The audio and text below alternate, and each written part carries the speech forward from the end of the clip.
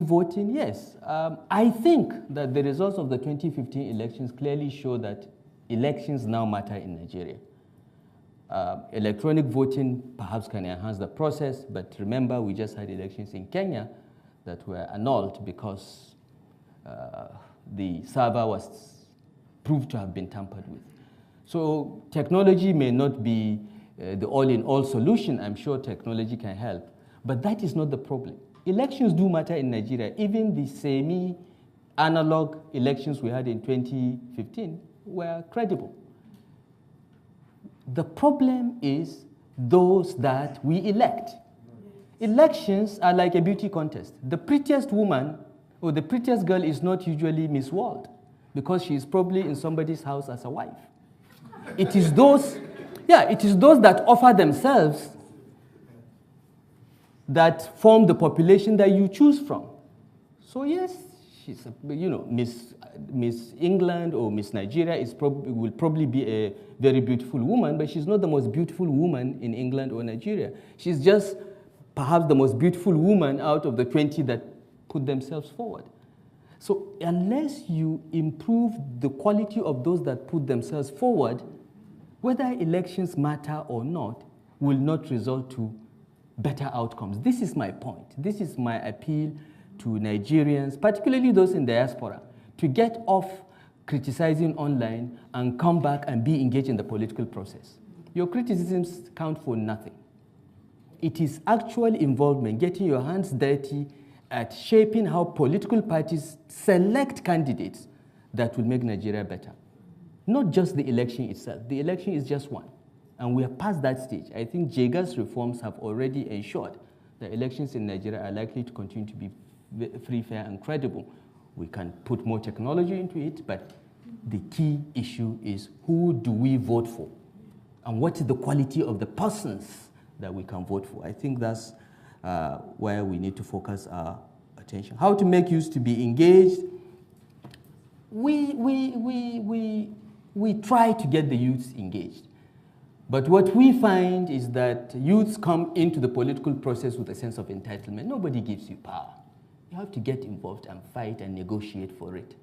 If youth think that old guys will just hand over power to them because they are young, they're making a mistake. That it has not happened anywhere in the world. It will not happen. The issue is involvement and getting engaged and making contributions. Then you will have the way. And I don't agree that youths cannot be voted for. The minimum age for contesting elections in Nigeria is 21. You can contest for local government chairmanship, councillor, even state assembly. I think even national assembly is 20-something. President is 30, I think, or 40. I think it's 30. So it is not true that young people have no opportunity to contest. It is just that they come in with a sense of entitlement without getting involved in the process and negotiating and getting the support of the party and the leadership. You will not go anywhere. You can continue shouting that you're young, but hey, we were young too at one time. Social activists that, young people think they don't have a chance. You see, this is a chicken and egg situation. So long as young people believe they don't have a chance and stay away, they will never be there. My appeal to young people, and I work a lot with them, and I engage very actively on social media, largely because I want to encourage young people not to repeat the mistakes I made. Because until the age of 45, I did not believe in politics or joining political parties or engaging in politics. It was after I had served as minister and left office that I realized the primacy of politics over everything.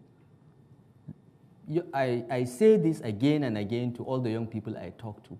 Politics trumps everything.